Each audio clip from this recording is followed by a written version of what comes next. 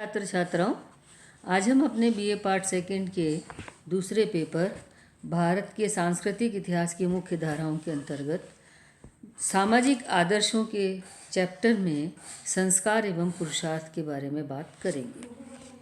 भारतीय सामाजिक परिदृश्य के अंतर्गत प्राचीन भारत में जहाँ परिवार, विवाह, वर्ण व्यवस्था, आश्रम व्यवस्था महत्वपूर्ण थी, उसी तरीके से आश्रम व्यवस्थाओं के अंतर्गत सबसे महत्वपूर्ण आश्रम गृहस्थ आश्रम को माना गया।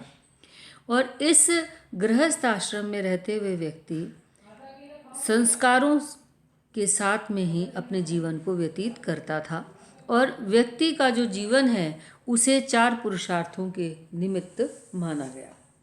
भारतीय शास्त्रों में मनुष्य के सामाजिक, धार्मिक तथा आध्यात्मिक जीवन के परिष्कार, भौतिक, बौद्धिक तथा आध्यात्मिक निखार के लिए संस्कारों का प्रावधान किया गया। संस्कारों की अनुपालना से मनुष्य का शारीरिक, मानसिक, बौद्धिक तथा व्यक्तिगत उत्कर्ष ही नहीं होता, बल्कि उसका सामाजिक और धार्मिक जीवन भी उन्नत होता है। मनुष्य का जीवन इन्हीं संस्कारों से आवृत है, जो समय समय पर कार्यान्वित किए जाते हैं। जन्म से मृत्यु पर्यंत सारा जीवन विभिन्न संस्कारों से शुद्ध और पवित्र होता रहता है। संस्कारों को संपन्न किए बिना व्यक्ति का जीवन अपवित्र, अपूर्ण तथा अव्यवस्थित रहता है, क्योंकि संस्कार शब्द संस्कृत के सम उपसर्ग और क्रि धातु से बना है, जिसका अर्थ होता है परिष्कार, शुद्धता एवं पवित्रता। अर्थात भारतीय शास्त्रों का ये मानना था कि मनुष्य जब पैदा होता है वह अपवित्र होता है और संस्कारों के माध्यम से उसे शुद्ध किया जाता है, पवित्र किया जाता है और उसको उसके सामाजिक, मानसिक, बौद्धिक व धार्मिक तथा आध्यात्मिक जीवन के अंतर्गत उसको परिष्कृत करके विकसित किया जाता है। प्रश्न ये उठता है कि इन संस्कारों की आवश्यकता क्यों थी? तो संस्कारों के लिए शास्त्रों में हमें उल्लेख मिलता है कि संस्कारों के 2 प्रकार के उद्देश्य थे। एक तो लोकप्रिय उद्देश्य और दूसरे सांस्कृतिक उद्देश्य।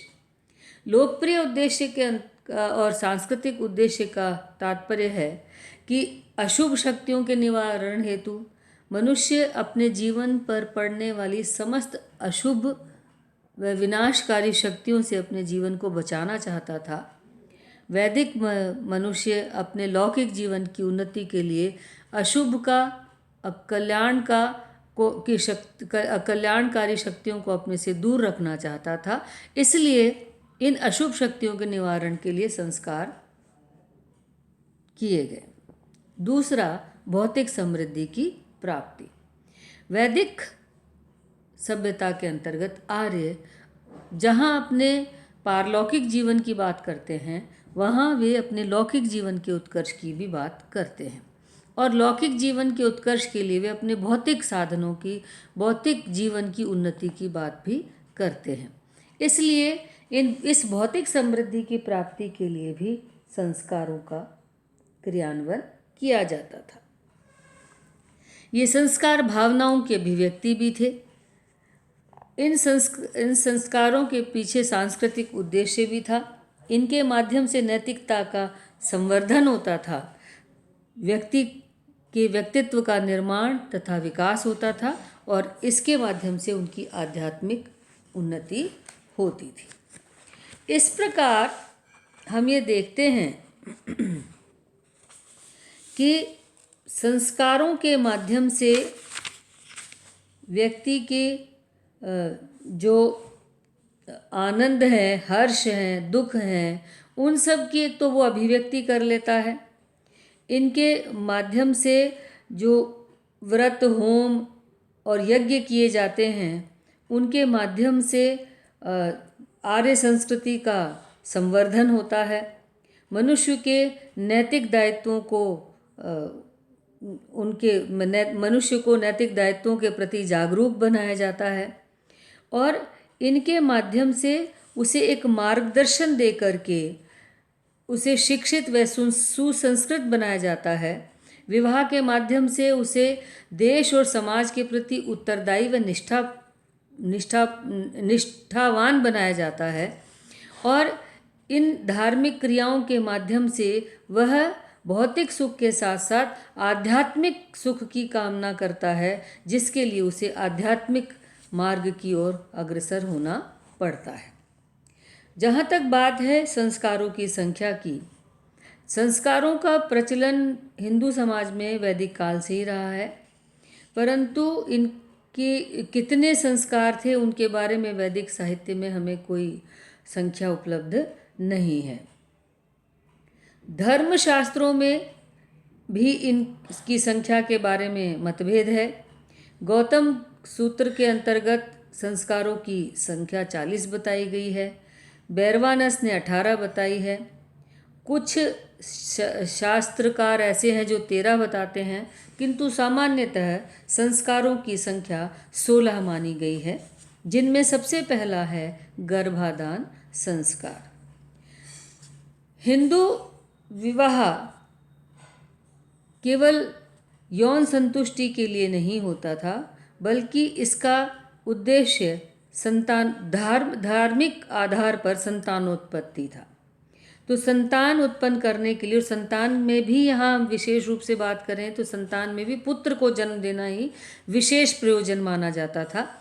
तो बालक के जीवन का प्रारंभ उसके भ्रूण के गर्भ, माता के गर्भ में आने को है से प्रारंभ होता है। तो जब वैदिक मंत्रों एवं यज्ञ के माध्यम से पति पत्नी अपने विचारों की शुद्धि करके जब गुरु का आशीर्वाद लेते हैं, शुद्ध वातावरण में संतानोत्पत्ति की कामना करते हैं और गर्भ में, माता के गर्भ में शिशु का संस्कार होता है, उस संस्कार को गर्भाधान संस्कार कहा जाता है। यानी माँ जब गर्भ धारण कर लेती है तो उस समय जो संस्कार होता है उसे गर्भाधान संस्कार कहा जाता है। तो माता पिता को शुद्ध करके, उनके संस्कारों को शुद्ध करके, उनके जो विचार हैं उन्हें वैदिक मंत्रों, ऋचाओं और यज्ञ के माध्यम से शुद्ध करके गर्भाधान संस्कार किया जाता था। गर्भस्थ शिशु जब तीसरे माह में आता था, क्योंकि 3 माह तक माता को गर्भ के अंदर समस्या हो सकती है, तो 3 महीने के बाद जब गर्भ सही रहता है तब अगला संस्कार होता है जिसे पुंसवन संस्कार कहा जाता है। इस संस्कार में पुत्र संतानोत्पत्ति के लिए देवताओं को प्रसन्न करने का प्रयास किया जाता है और यह माना जाता है, देवताओं को प्रसन्न करके ये माना जाता है कि वे पुरुष संतान ही पैदा होगी उनके यहाँ पर। तो गर्भ के तीसरे माह के अंदर पुंसवन संस्कार होता है। अगला संस्कार है सीमांतोन्नयन संस्कार। यह संस्कार गर्भ के 8वें मास में आयोजित किया जाता है, कुछ जगहों पर 7वें मास में आयोजित किया जाता है। जिस तरीके से पहले 3 महीने माता के लिए और गर्भस्थ शिशु के लिए समस्याजनक हो सकते हैं, उसी तरीके से लास्ट के 3 महीने माता और गर्भस्थ शिशु के लिए परेशानीदायक हो सकते हैं। ऐसे में माता और गर्भस्थ शिशु को अनेक विघ्न बाधाओं से दूर रखने के लिए, विघ्न बाधाओं का नाश करने के लिए मातृपूजा व प्रजापति को आहुति दे करके पति अपनी पत्नी के केशों को संवार कर उनमें सुगंधित तेल लगाकर उसे यज्ञ मंडप में प्रवेश कराता था, जिसे कि सीमांतोन्नयन संस्कार कहा जाता है। यानी इसमें गर्भस्थ शिशु और माता, गर्भिणी जो माता है, दोनों को अनिष्टकारी विघ्न बाधाओं से बचाने के लिए, दोनों का कल्याण करने के लिए इस संस्कार का पालन किया जाता था। अगला संस्कार है जातकर्म संस्कार। यह जब बालक का जन्म होता है और जब बालक की नाल माता से काट दी जाती है, उस संस्कार को जात कर्म संस्कार कहा जाता है। इस वास्तविक जगत में के संपर्क में आने का जो के लिए बालक को मेधा, बल, दीर्घायु के लिए स्वर्ण खंड से मधु और घृत वैदिक मंत्रों के उच्चारण के साथ चटाया जाता है इस संस्कार के अंतर्गत, ताकि जो बालक है वह बुद्धिमान हो, बलवान हो, स्वस्थ हो और दीर्घजीवी हो। और इस संस्कार के बाद ही माता अपने बालक को स्तनपान कराती है। तो जातकर्म संस्कार गर्भस्थ बालक के उत्पन्न होने के बाद वास्तविक दुनिया से उसके संपर्क और उसके जीवन, दीर्घायु जीवन के लिए, उसकी बुद्धि के लिए, उसकी शक्ति के लिए यह कामना की जाती है। और इसमें विशेष मंत्रों और विधि के माध्यम से बालक को घी और शहद चटाया जाता है, ताकि वह बुद्धिमान हो, बलवान हो, स्वस्थ हो और दीर्घजीवी हो। जातकर्म संस्कार के बाद बालक के जन्म के 10वें या 12वें दिन उसे एक नाम दिया जाता है, जो कि नामकरण संस्कार के अंतर्गत होता है। प्राचीन हिंदू समाज में नामकरण का अत्यंत महत्वपूर्ण स्थान था। बृहस्पति के अनुसार नाम ही वह परिचय है जो कि उस व्यक्ति की इस जगत में पहचान है, और नाम ही गुण और भाग्य का आधार है। इसलिए शुभ तिथि, नक्षत्र और मुहूर्त का चयन करके बालक का नामकरण किया जाता है। तो इस तरीके से बालक का जो नाम है वह उसके वर्ण का द्योतक भी होता है। जैसे ब्राह्मण का नाम मंगल सूचक होगा, क्षत्रिय का नाम बल सूचक होगा, वैश्य का नाम धन सूचक होगा। इस तरीके से जो वर्ण है उसके अनुसार ही बालक का नामकरण किया जाता था।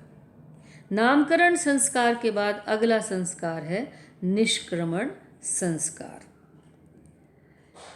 बालक के पैदा होने के बाद वह अपनी माता के साथ एक ही कक्ष में रहता है।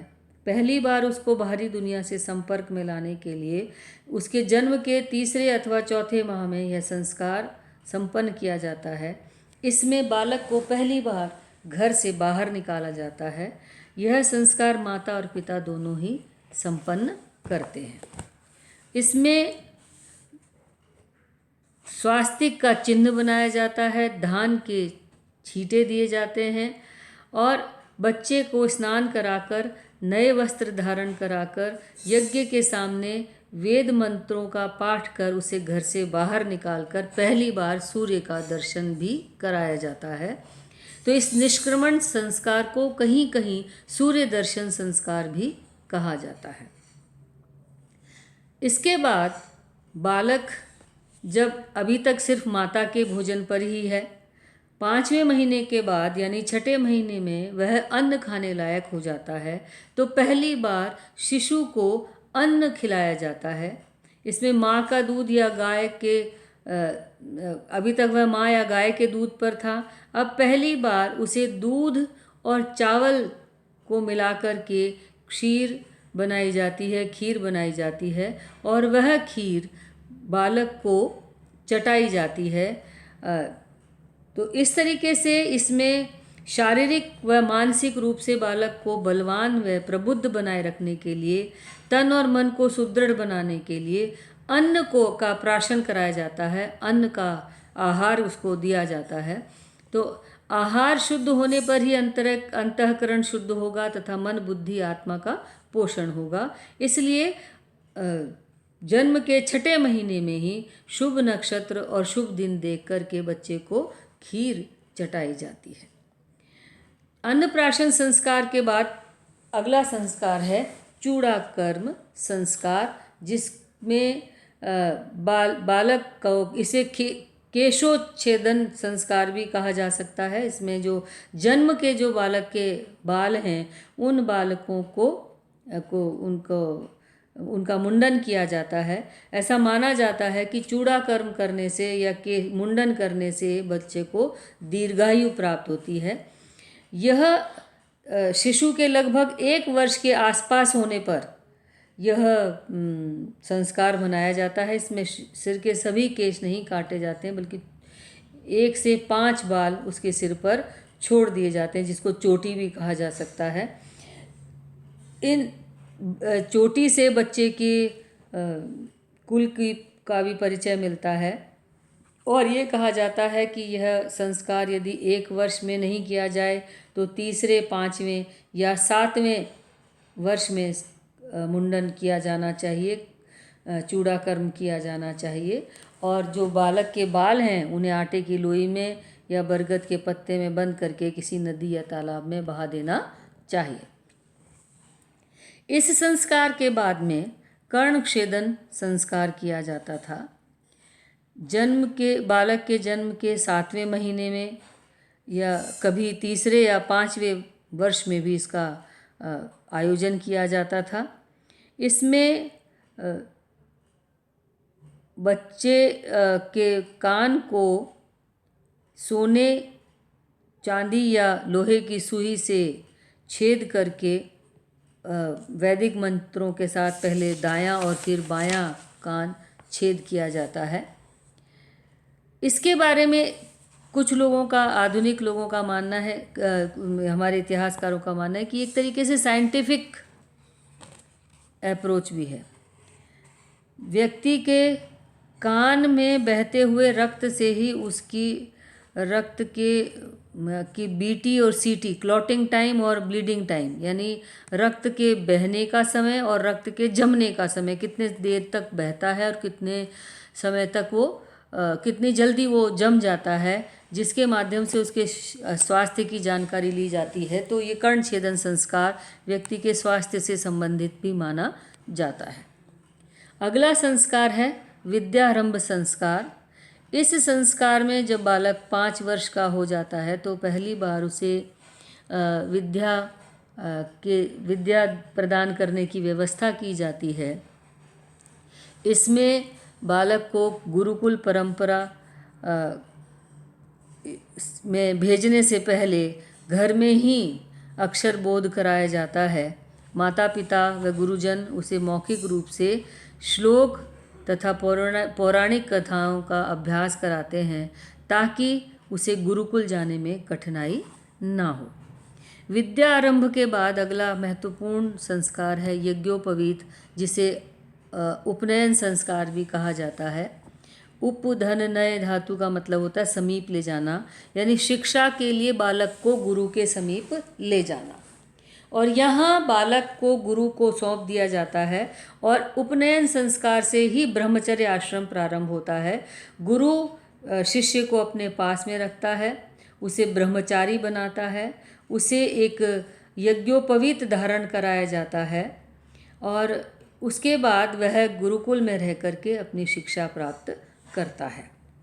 ब्राह्मण बालक का 8 वर्ष की आयु में, क्षत्रिय बालक का 11 वर्ष की आयु में और वैश्य बालक का 12 वर्ष की आयु में उपनयन या यज्ञोपवीत संस्कार किया जाता था। इस संस्कार का मुख्य उद्देश्य शैक्षणिक था और इसके माध्यम से बालक को वेदों का अध्ययन कराया जाता था। इसके अनुसार आचार्य को दीक्षित शिष्य को वेद तथा आचार की शिक्षा देनी होती थी और इसका हालांकि कालांतर में इसका उद्देश्य धार्मिक हो गया और इसे कर्म कांड के रूप में ही माना जाने लगा। लेकिन उपनयन संस्कार के पश्चात ही बालक को द्विज कहा जाता था, क्योंकि उसके बाद ही वह यज्ञोपवीत धारण करता था और यज्ञोपवीत धारण करने के बाद उसे नैतिक कर्तव्य व आध्यात्मिक कर्तव्यों का निर्वहन करना पड़ता था। और उपनयन संस्कार करने का समय भी भिन्न भिन्न है। जैसे ब्राह्मण जो बालक है उसका उपनयन वसंत ऋतु में, क्षत्रिय बालक का ग्रीष्म ऋतु में और वैश्य बालक का पतझड़ ऋतु के अंतर्गत उपनयन संस्कार किया जाता था। इस तरीके से हम ये देखते हैं कि उपनयन संस्कार के माध्यम से बालक को शिक्षा की ओर अग्रसर किया जाता था। उसके बाद आता है वेदारंभ संस्कार। इस संस्कार में वेदारंभ वेदों चारों वेदों की का जो शिक्षा है वह दी जाती है। वैदिक साहित्य का अध्ययन कराया जाता है। और ये जो इसमें जो ये जो संस्कार है, इसके अंदर 4 वेद व्रतों का उल्लेख मिलता है। पहला महानामनी व्रत, दूसरा महाव्रत, तीसरा उपनिषद व्रत और चौथा गोदान व्रत।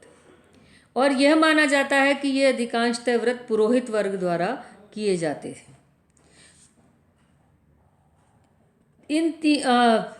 किंतु परंपरा के प्रति आग्रह के कारण इनमें से 3 व्रतों के स्थान पर वेदारंभ संस्कार प्रारंभ किया गया। उपनयन संस्कार के बाद ब्रह्मचारी जब वेदों का प्रारंभ करता है तब यह संस्कार किया जाता है। उत्तम तिथि शोध कर प्रारंभिक मंगल कृत्यों को करके गुरु अपने शिष्य को प्रज्वलित अग्नि की पश्चिम ओर बिठाता है। ब्राह्मण, छंदस तथा प्रजापति को आहुति समर्पित कर गुरु पढ़ाए जाने वाले विशिष्ट वेद के लिए नियत घी की आहुतियाँ भिन्न भिन्न देवताओं को समर्पित कर वेदाध्ययन को प्रारंभ करता है। इसके बाद संस्कार आता है केशांत संस्कार। केशांत संस्कार के अंतर्गत जो विद्यार्थी है उसकी दाढ़ी आदि का पहली बार क्षौर कर्म होता है। मनु के अनुसार गर्भ से 16वें वर्ष में ब्राह्मण, 22वें वर्ष में क्षत्रिय और 24वें वर्ष में वैश्य का केशांत संस्कार होना चाहिए। यानी गुरुकुल में वेदाध्ययन पूर्ण कर लेने पर आचार्य के समक्ष इसे संपन्न किया जाता था। और यह एक तरीके से गुरुकुल से विदाई लेने का और गृहस्थाश्रम में प्रवेश करने का उपक्रम है। इसमें ब्रह्मचारी को समावर्तन संस्कार या जिसे दीक्षांत संस्कार भी कह सकते हैं, उससे पूर्व उसके बालों की सफाई की जाती है, उसके बालों को काटा जाता है, उसे स्नान कराकर स्नातक की उपाधि दी जाती। इस तरीके से जो बालक है वह आचार्य को गोदान करता है। इसके बाद गुरुकुल से विदाई लेने से पूर्व शिष्य का समावर्तन संस्कार होता है। इस संस्कार से पहले केशांत संस्कार हो चुका होता है, उसे स्नान कराया जाता है और स्नान कराने के बाद सुगंधित पदार्थ एवं औषधि युक्त जल से भरे हुए वेदी के ऊपर उत्तर भाग में 8 घड़ों के जल से स्नान कराने का विधान है। यह स्नान विशेष मंत्रोच्चारण के साथ होता है। इसके बाद ब्रह्मचारी अपनी मेखला और दंड को छोड़ देता है और जब वो उस मेखला और दंड को छोड़ता है जो कि उसे यज्ञोपवीत के समय में धारण कराया गया था। इस संस्कार के बाद उसे विद्या स्नातक की उपाधि आचार्य देता है और इस उपाधि के बाद वह गृहस्थ आश्रम में प्रवेश का अधिकारी माना जाता है। जन्म से लेकर के समावर्तन संस्कार तक बालक को एक योग्य नागरिक बनने की शिक्षा दीक्षा दी जाती है। इसके बाद अगला संस्कार आता है विवाह संस्कार। सामाजिक और सांस्कृतिक रूप से यह सर्वाधिक महत्वपूर्ण संस्कार माना गया। इसमें वेदाध्ययन के बाद युवक और युवती सामाजिक परंपरा को निर्वाहित करने की क्षमता उनमें आ जाती है और परिपक्वता आ जाती है और अब वे गृहस्थ धर्म में प्रवेश कर सकते हैं। लगभग 25 वर्ष तक ब्रह्मचर्य व्रत का पालन करने के बाद युवक परिणय सूत्र में बनता है और 16-17 के ब्रह्मचर्य आश्रम के बाद में युवती विवाह के लिए योग्य होती है और दोनों को इस विवाह संस्कार के माध्यम से गृहस्थ धर्म के अंतर्गत प्रविष्ट कराया जाता है। भारतीय शास्त्रों में 8 प्रकार के विवाहों का उल्लेख है। ब्रह्म, देव, आर्ष, प्रजापत्य, आसुर, गंधर्व, राक्षस एवं पिशाच। इनमें से प्रारंभिक 4 ब्रह्म, देव, आर्ष और प्रजापत्य वे विवाह हैं जिनमें कन्या और वर दोनों के घर वालों की सहमति होती है। विवाह का उद्देश्य धार्मिक एवं सामाजिक कर्तव्यों का निर्वाह करना तथा वंश वृद्धि प्रदान करना है तथा विवाह के माध्यम से त्रिऋण और पंच महायज्ञों का अनुपालन करना इसका उद्देश्य है। मानव जीवन का अंतिम संस्कार अंत्येष्टि है, जो कि उसकी मृत्यु के बाद में संपादित किया जाता है। इसका उद्देश्य मृतात्मा को स्वर्लोक में सुख व शांति प्रदान करना है। अंत्येष्टि संस्कार के अंतर्गत मृतक के शरीर को जलाने, गाड़ने व एकांत स्थान पर फेंकने की प्रथा भी प्रचलित है। अंत्येष्टि को अग्नि परिग्रह संस्कार भी कहा जाता है। मंत्रोच्चार के माध्यम से व्यक्ति का अंतिम संस्कार किया जाता है, शवदाह किया जाता है या उसे गाढ़ा जाता है और उसके 13 दिन पश्चात उसका पिंडदान किया जाता है, श्राद्ध और ब्राह्मण भोज कराया जाता है और इसके पश्चात परिवार में शुद्धि होती है। इस तरीके से हम ये देखते हैं कि इन 16 संस्कारों के अंतर्गत व्यक्ति के जन्म, गर्भाधारण से लेकर के जन्म, भ्रूण बनने से लेकर के मृत्यु के पश्चात तक के उसके जीवन को संस्कारित करा गया है। उसके जीवन को परिष्कृत करने का प्रयास किया गया है। हम 4 पुरुषार्थों के बारे में बात करेंगे अपने अगले लेक्चर में।